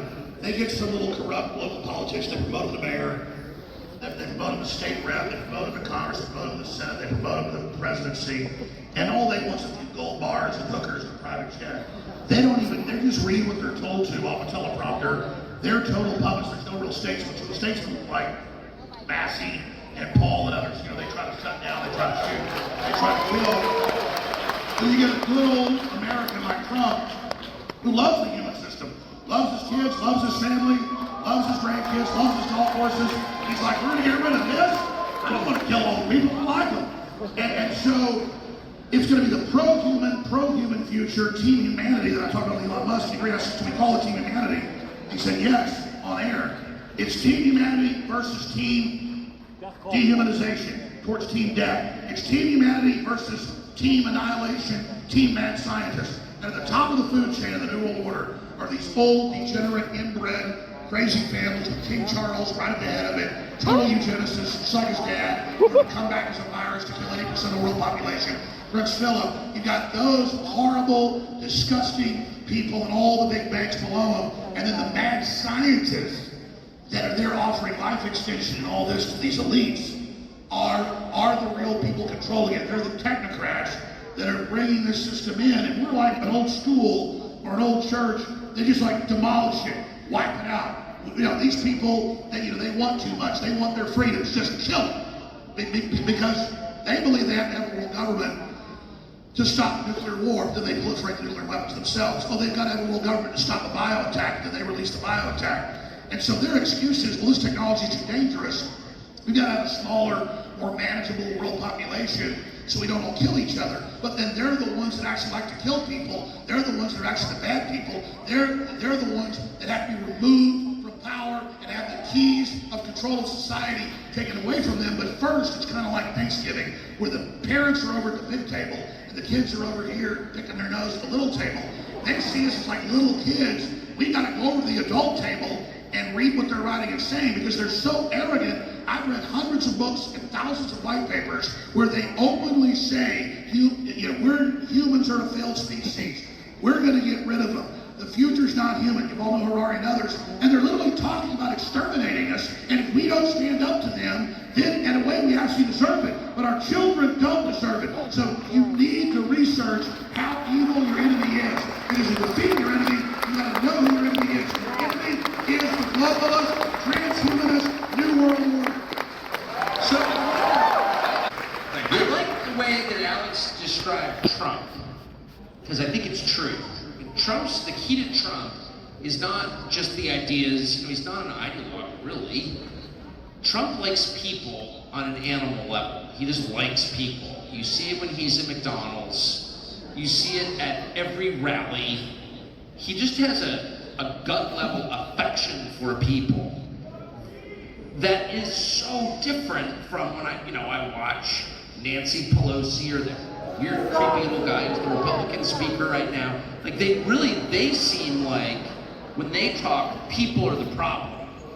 But Trump feels like, well, I just like people. I kind of like, put my arm around them. I like the way they smell. I kind of like people. Trump likes the way they smell. He puts his arm around them. I like the way they smell. Weird. Trump comes from a hospitality family. Yes.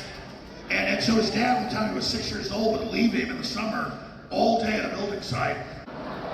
Okay, so the point is, so many of these ultra-rich people and elitists and other poor kids that grow up in the city, who are impoverished as well,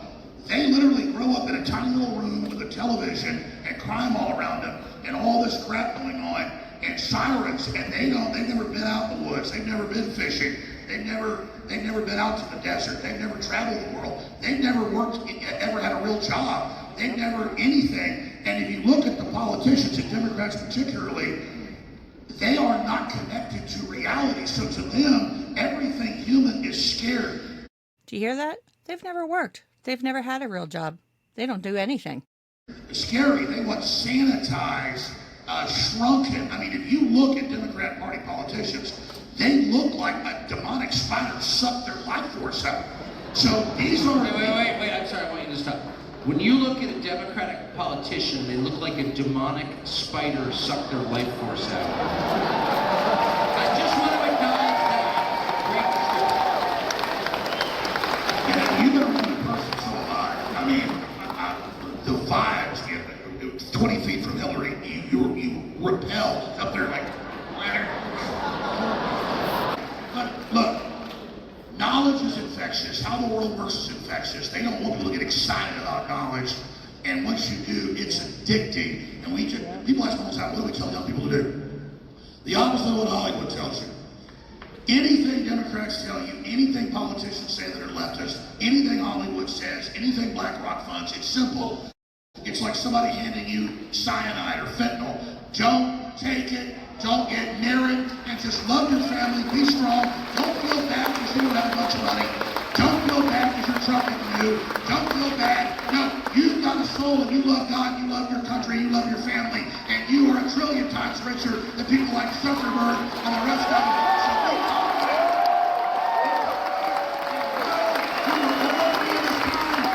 And you are a covert globalist attacker. You're not a victim, you're not a loser. You are the sleeping giant that now has awoken, and our enemies are afraid, and they should be afraid. Oh, Zuckerberg and his wealth. Let's look at Fortune's top list of the richest in 2024, and this was the billionaires list. Coming in at number 2, Elon Musk, $195 billion.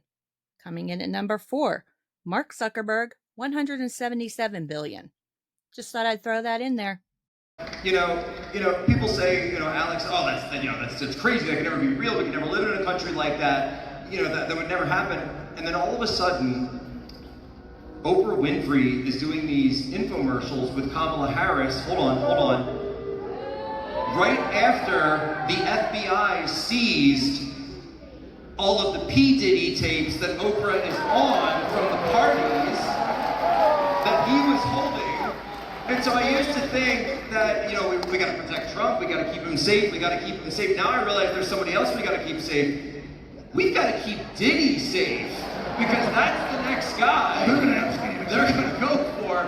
This guy could tell us, if you want to know how your government actually works, that's the guy we got to talk to. Tucker, I don't know, maybe you have an in. Could you get Diddy on the tour, maybe? No, I'm serious.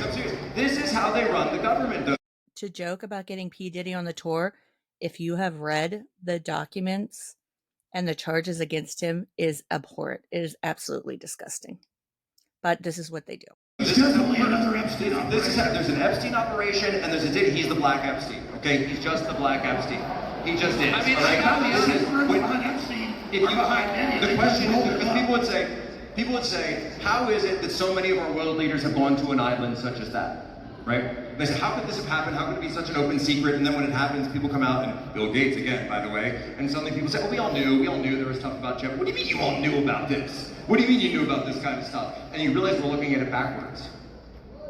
In order to become a world leader, you have to go to the islands. In order to become a celebrity, you have to go to the Diddy party.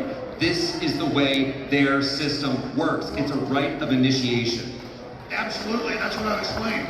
It's like different mafias have to kill somebody so they have dirt on you. They know they're going to be videotaped doing illegal things so they can get in the gang. It is the initiation.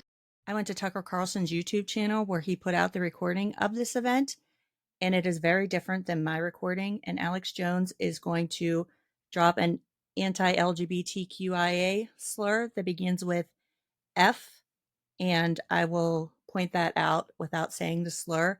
But when you go to the recording that Tucker Carlson put out, they very clearly cut it. So I'm going to put those comparisons back to back so that you can hear it, because they didn't want Alex Jones getting caught with that on their official recording, but I did catch it, so it's coming up right now. Yeah, there once was a guy who actually infiltrated a certain initiation place called the Bohemian Grove.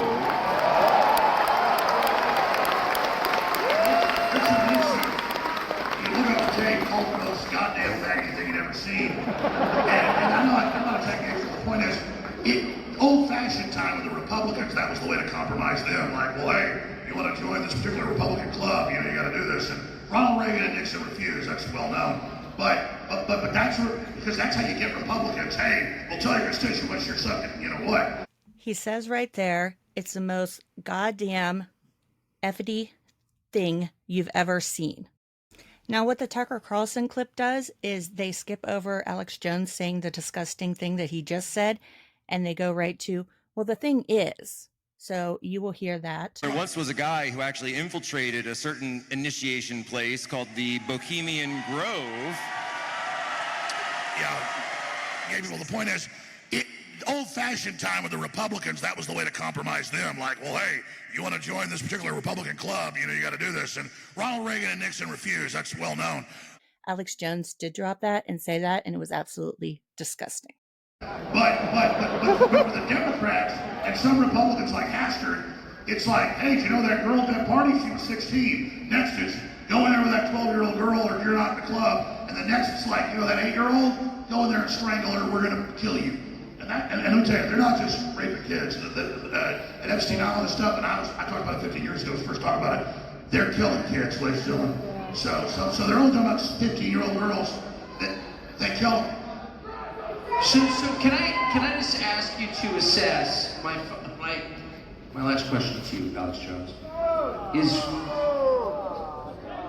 I'm not really sure how Kamala Harris became the Democratic nominee went in one day from being someone everybody made fun of to being the most heroic figure in human history.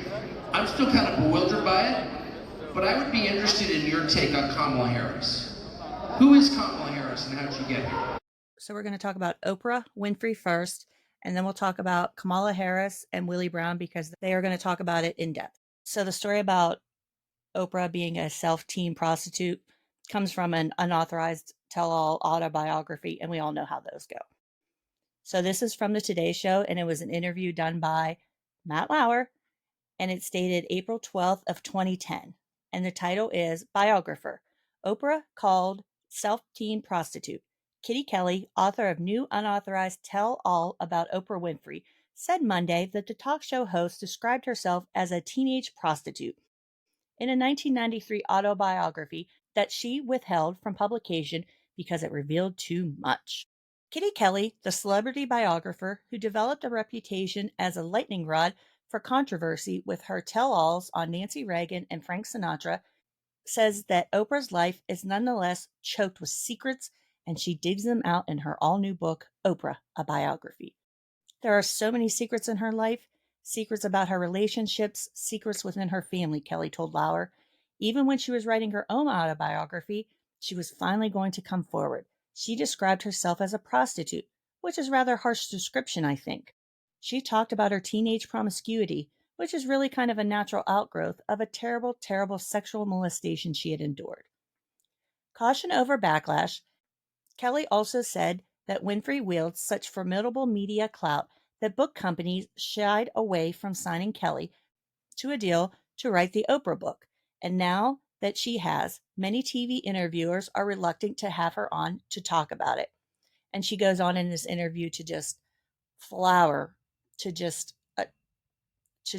thank Matt Lauer and say how brave he is for having her on for an interview. So yeah, it's an unauthorized biography. Oprah never admitted to this, didn't happen, no way, no how. It's not true, it's not a fact. And then they're going to also talk about Oprah and Harvey Weinstein. So this comes from PolitiFact, and it is dated April 26, 2022. And the title is A video shows satanic death cult high priestess Oprah Winfrey condoning and promoting pedophilia and sex trafficking. A recent Facebook post, which describes talk show host Oprah Winfrey as a satanic death cult high priestess, claims she condones and promotes pedophilia and sex trafficking. Winfrey's comments are authentic, but they've been taken out of context. She wasn't condoning or promoting the sexual assault of children. She was condemning it and discussing how some children may not even realize that they were being abused until years later because they were groomed by their abusers. She made the comment during a 2019 HBO special called After Neverland, in which she interviewed Wade Robson and James Safechuck, who accused singer Michael Jackson of sexually assaulting them as children. Jackson's estate has denied the allegations. Quote, "It happened to me at 8, and then at 10, and then at 11, and then 12, 13, and 14, she said. You don't have the language to begin to explain what's happening to you. That's why you feel you're not going to be believed. And if the abuser, the molester, is any good, they will make you feel that you are complicit, that you were part of it. That's what keeps you from telling." The TikTok also highlights Winfrey's friendship with the entertainment mogul and sex offender Harvey Weinstein.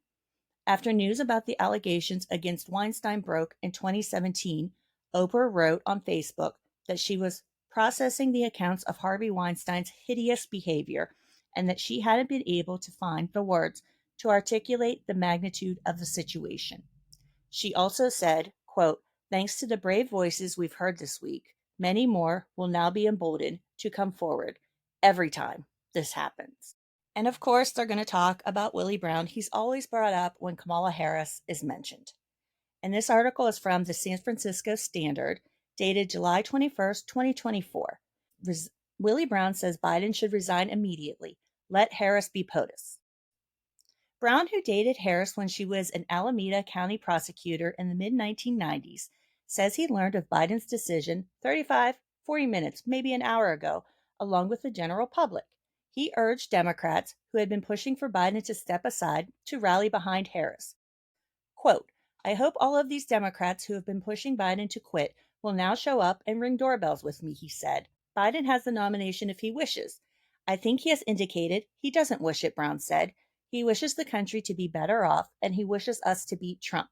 The best way to do that is with Kamala Harris." Now we're also going to review Willie Brown and Donald Trump's false claim that they crashed in a helicopter together. This is from CBS News, dated August 18th of 2024. Willie Brown threatens to sue Trump over helicopter ride story. Former San Francisco Mayor Willie Brown warned he may consider legal action against former President Donald Trump over a story he recently told about almost crashing in a helicopter with Brown. In an interview this week with CBS News, Brown said that he had never been in a helicopter with Trump and threatened to sue the former president because, quote, "Somebody has got to make sure that he stops lying. If he keeps it up, at some point, I'm going to give him a taste of his own conduct," Brown said. "If he sues the New York Times for printing that I said that he lied, I'm going to sue him." I know Willie Brown very well," Trump said. "In fact, I went down in a helicopter with him. We thought maybe this was the end." It appeared that Trump may have confused Brown with another politician. Former California Governor Jerry Brown and Trump surveyed wildfire damage in 2018. No issue with their helicopter ride was reported. A former California state senator, Nate Holden, believes Trump may have been talking about him. Politico first reported. He said he was in a helicopter with Trump in 1990 and it did nearly crash. Willie Brown said he would absolutely sue if necessary because "I don't want any acquaintance with Willie Brown to be a negative for anybody, particularly somebody as much of a dear friend as Vice President Harris is." Trump also claimed Brown was not a friend of Harris and told him terrible things about her that Brown denied. "Not on a helicopter and not off of a helicopter. Didn't happen," said Brown. "Non-existent. He's so creative. I don't know how he dragged me onto the stage on something that I shouldn't be. In any fashion, a distraction from the magnificence of her ascendancy. He's trying to discredit her," Brown said of Trump and Harris. He could only think of one person that maybe he could drag into the fray as a negative for her. So that's how Willie Brown feels about Kamala Harris. Let's listen to Alex and Tucker drag Oprah and Kamala Harris. That's a great question. Well, Kamala Harris got the same amount of votes in the primaries as Ronald McDonald, which is 0. Kamala Harris is a soulless, truly empty flesh bag who was admittedly a sex operative, just like Oprah Winfrey admitted she was an underage sex slave. I mean, look it up, it's all true. You could find Oprah giving the girls to Weinstein. Yeah, but and Oprah's admitted, and she's a victim of it. A lot of the victims of it become the victimizers. She said that she was an underage prostitute, I think it was in Chicago, but to answer the question, it's clear that Kamala Harris was a political sex operative. Willie Brown's talked about it, all of it. And then she was so soulless and would put innocent people in prison, know they were innocent on death row, home invasions, looking for legal guns, saying she'd do it. Then when she was the Attorney General, she would put pro-lifers that exposed the illegal killing of babies right at 9 months when they were already born and the selling of their organs, including still beating baby hearts. She would put the journalists in jail for many years. That's her famous cases. So the system has seen her, has passed her around. They know she's super stupid, and they can bring her in like Biden and then blame everything that bad happens on her. And so she is the greatest example of a mindless puppet that they want to put in to further demoralize us to think that that's America, to make America a further joke around the world. So that's who Kamala Harris is, a clear and present danger and a meat puppet. Look, if we had a free and fair election, it'd be like Reagan in '86. Trump would get 49 states. But because of the mass fraud in states, once Democrats take control of your voting system, since the 90s, it's very hard to turn it back. I know Pennsylvania's trying to tighten up some things, and Texas has taken millions of dead people and illegals off the voting rolls, and so is Nevada's taking hundreds of thousands off. So, look, the evidence is a long story, but Trump won in a landslide in 2016, barely won. People thought he was invincible and he's going to win no problem in 2000, so he barely won, so they were able to steal it. He's going to have a bigger landslide in 42 days than he did in 2016. He won in a landslide, but he barely won. Okay, Alex. What should the people in this room be doing? What should be their attitude, not just for the next 40 days, but for the next year? And what can people do? Okay, well, I never claim to be some saint or, tell people how to live their lives. I'm definitely not perfect. But I'll tell you what I've been doing since I was at least 18 years old. And I became a Christian before that, but it was like I'm a Christian, but I really wasn't truly born again. You got to get on your knees in the morning or in the middle of the night or whenever you wake up. You got to get on your knees. You got to tell God, I can't do this. I need you to come into me and take control and lead God and direct me and tell me what to do.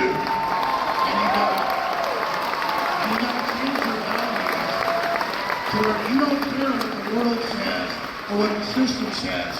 You care to do what the conscience that God gave you, that guardian angel that is right there looking over your shoulder, tells you to do. And you've got to not be a coward, and you've got to be strong. And the minute you step across that point, you don't even have courage anymore. You're on a mission, and you're not possessed by the Holy Spirit, but you let it in, and it's now driving and in control. And now you got God behind you, and nobody can stand against us if God's with us. Thank you, Tucker.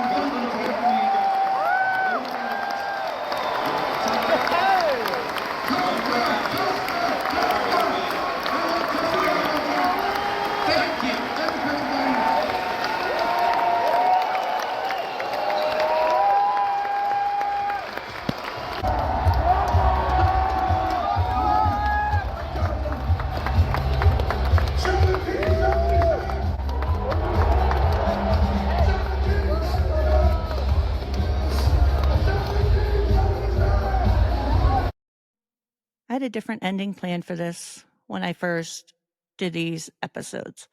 I was going to talk about the experiences my son and I had and compare and contrast them, as I'm white and he's biracial and things are different. We traverse the worlds differently.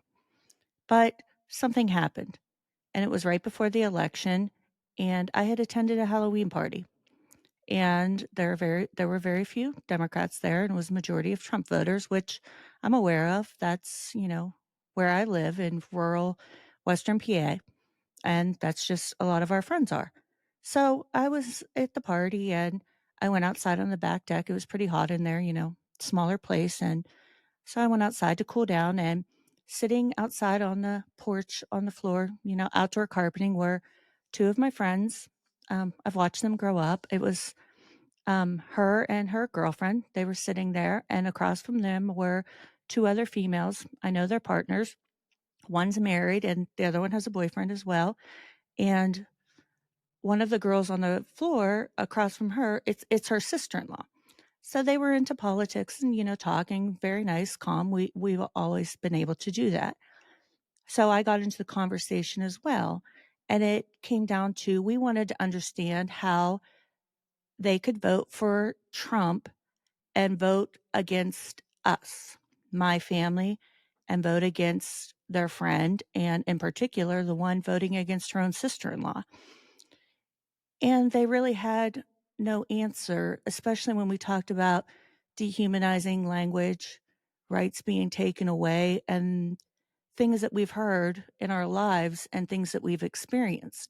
They would cringe and say they understood, but what it came down to was the one, her husband's a truck driver, and the other one, her boyfriend works in a mine. So it came down to economics. Trump was going to preserve their jobs. Trump was going to do this and that. And the Democrats were going to take that all away from them. And at all costs, it didn't matter what my family experiences or what their friends and her own sister-in-law experienced. It was this economic anxiety and this fear that Trump and the Republicans prey on. And they didn't see any answers coming from the Democrats or any economic growth that they put out. And they were fearful that her husband would lose her trunking job, or that the mine might close and her boyfriend would lose his job. And that's ultimately what it came down to. They didn't care about my family, and they didn't care about her girlfriend and, her friends sitting there, and in particular, her own sister-in-law. So it was really difficult to hear that. And I actually brought up attending the Tucker Carlson event and what my son and I had experienced, the language and the hatred, and seeing these J6ers show up and everybody cheering for them, and a 3%er behind us, and everything we experienced there. And I talked about social media, because I experienced a lot of different things on Twitter, and Sergeant Ganell, and the way the J6ers talk, and extremism, and QAnon, and different things of that nature. And they would cringe, but they still just didn't care. And I don't know how to get that across to people in rural areas. And when we talk about these things, it's easy to dismiss people and say, oh, they're in a MAGA cult. And, they do it because of that reason. And, it's just, this utter devotion to Trump, and it's a cult. That's too easy of an explanation. There's a lot of selfishness in it. There's self-preservation and economic anxiety, especially when you talk about rural areas. And ultimately, they really don't care about anybody else but themselves. And sometimes it just comes down to that. And it's about their family, their jobs, and that's it. And the fear that's preyed upon them. And it's hard to hear, and it's hard to listen to, especially when you love these people and they say they love you. And it's been hard to traverse. I was able to do that for the first 4 years of Trump's administration, hoping that things would change, right? You love these people. You've watched them grow up. Some you've grown up with. And I could do that because I thought, all right, this is a one-off. They're going to see that things are bad. They're not going to vote for him again. Okay, the insurrection happened. There's no way this can happen again. But it did. And I haven't had any contact with these people since the election. And I don't know if I can or if I will again for a long time. I don't know how to maintain or keep these relationships going right now. I haven't used Facebook, and I know that seems antiquated, but a lot of my friends do, and I have older relatives that do, and friends in other countries, and that's how we stay in contact. So I've avoided that since the election, and, I don't know how to navigate those relationships right now. So I've kind of kept myself in a bubble from those particular people and relationships. So ultimately right now, I've just continued to volunteer. I have a local grassroots group that I've been involved with since 2016. So I've been doing some things with that. Get involved, locally. School boards, I've been looking at what's been going on there. I've, always kept up with that, even though my boys have been graduated. So my recommendations to everybody, if you're having a tough time right now, is get involved locally, find, local grassroots groups in your area, and look out for one another, particularly marginalized groups right now. They're going to need you more than ever. They always have, but this is a really important time to be an ally to those groups and, take care of yourself, take care of one another, and look to be, a helper and a volunteer in your local communities. It's going to be a tough 4 years. So that's what I'm going to do. And I encourage everybody else to do that. And I'm going to end the episode on that. And I'll be doing some streaming on Twitch, and I'll have some other things coming up. So look for that. And I'll talk to you guys all next time. Thanks. I don't need new tires, but stay tuned for the next episode.